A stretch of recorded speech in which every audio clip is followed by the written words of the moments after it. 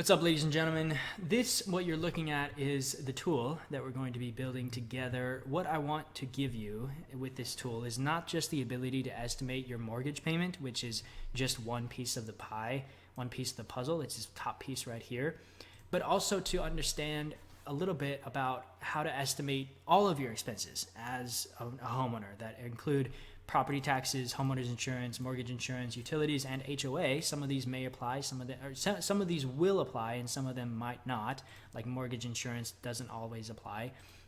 But based on your current situation and your location and what you're considering, and on your situation, you can play with this tool. It's an evergreen tool that you'll have in your tool belt to come back to again and again and again, and use it to see, based on different numbers, what kind of numbers it will spit out. And so let's say, for example, your price point changes and you're thinking about, hey, can I afford a $300,000 home?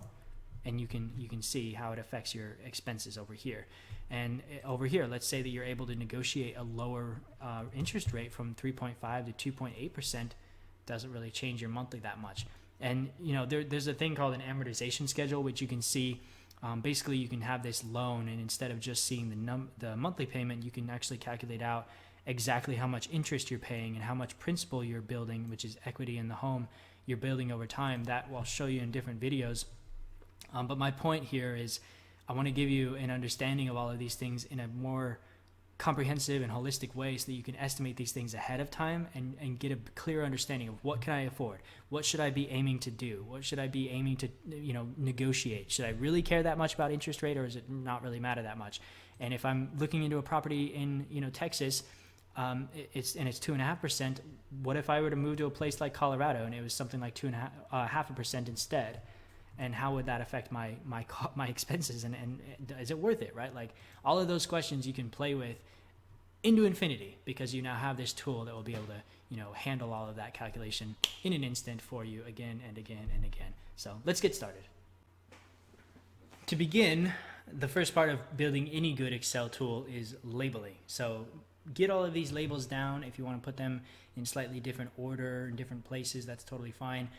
But all of these labels are what we're going to be using, and what we want to do is to fill them out in the appropriate way, so that we know which cells we can manipulate in the future when we use this tool, and which ones we want to stay and just be a formula and just have that be calculated automatically. So the first one is the purchase price.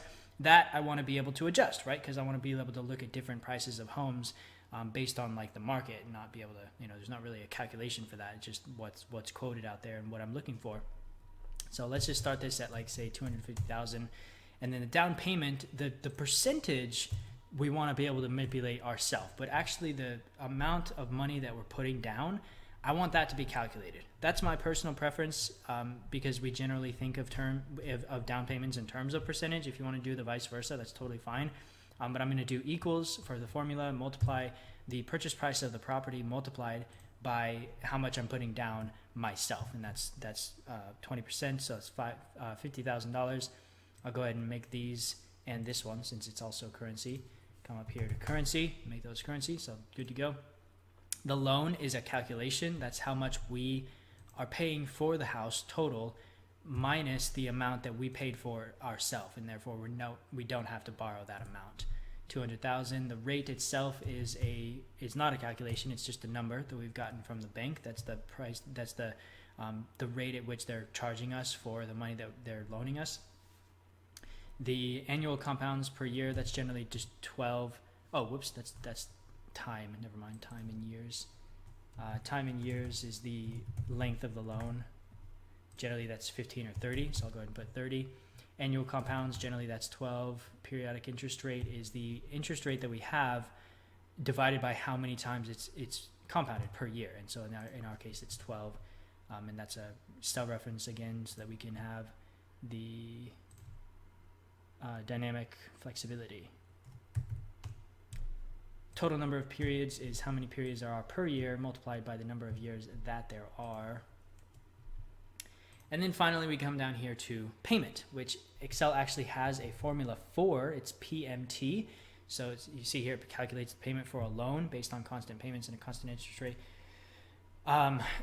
that works for any kind of a loan, as long as it is, as it said, like a constant payment loan, which most loans are. If it's a standard loan like that, you can do it for an auto loan, you can do it for a couch loan. It really doesn't matter. All you need to know are what is the rate, and that's not the annual rate that we think of in terms. We think of we want the periodic interest rate. That's per period. That's what Excel wants. The number of periods total of the loan. So that's not per year. Unless it's just a 1 year loan, but then it's per how many total years that there are. So it's the total number of periods.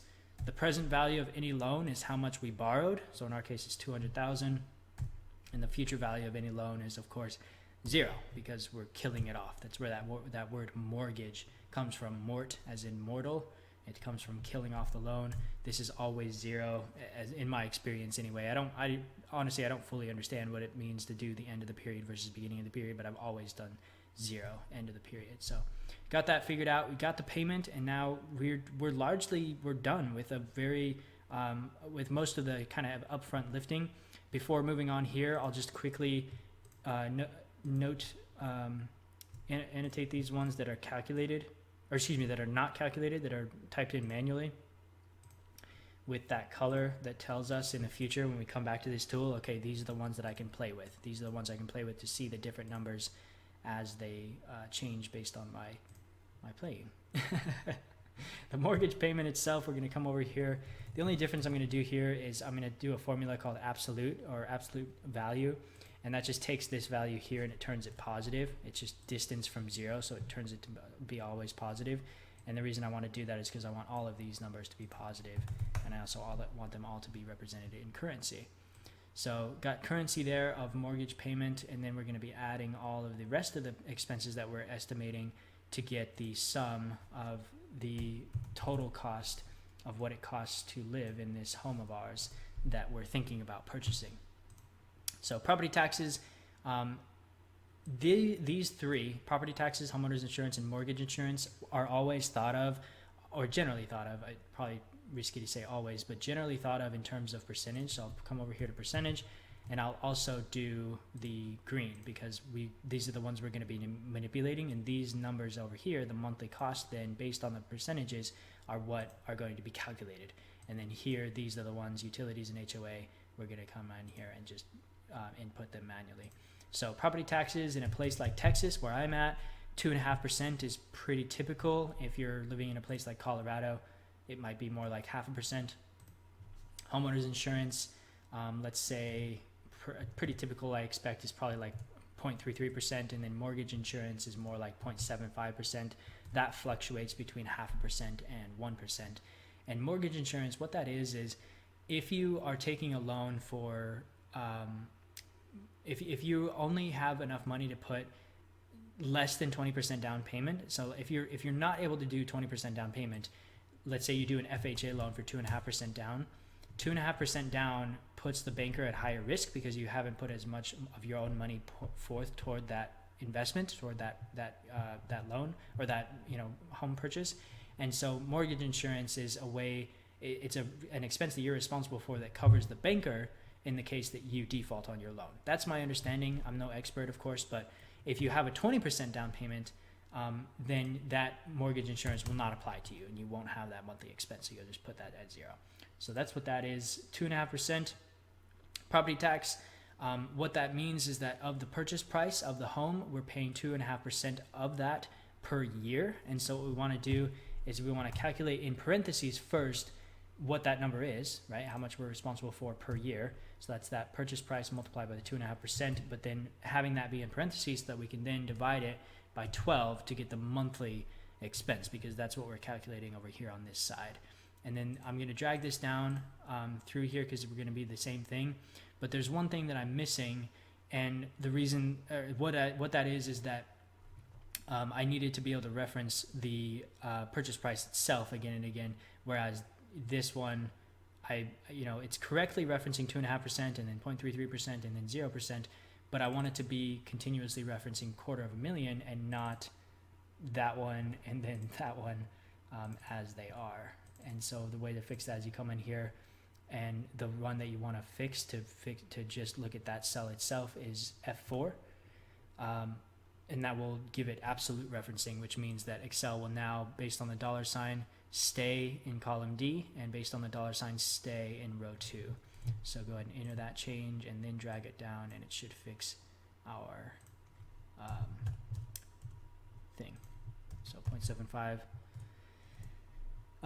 And then utilities, this you'll have to look up for based on the neighborhood that you're looking into and the rates of, electricity and water and all that stuff. But generally speaking, between 200, 250, roughly. Again, it really, really depends quite heavily on what size house and all that kind of thing. But, you can do your own research, look at this county, this neighborhood, talk with people, do the research online. There's a lot of different ways that you can get that, but because it's custom, I can't unfortunately give you a one size fits all solution. The HOA, again, will vary, but just for sake of demonstration, we'll go ahead and put 150. And now we've got all of the numbers in place, all of the notation in place to know and understand and see how to use this tool per anything. I mean, you can now literally use this tool for any purchase price, any down payment.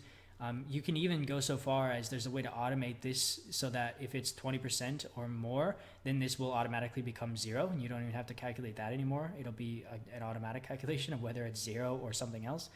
And you can, kind of play with that, but, until then, it's perfectly fine to just have it be static, and you can just change it manually. You can have different terms of a loan and see how all of this affects what your total cost of a new house is. And so the conclusion here is that, let's say that somebody's marketing to you a new home and they're saying, hey, you're paying $1,000 in rent right now anyway. Why not get a $250,000 house and pay $900 in mortgage payment instead? Well, because what I'm actually going to be responsible for paying is, assuming that it has these expenses for property taxes, mortgage insurance, HOA, and so forth, what I'm actually going to be paying is more like double what I'm actually paying right now, which is, nearly $2,000. And so that's the tool. Hope you enjoyed the tutorial. Let me know if there are any questions in the comments. Till next time, my friends.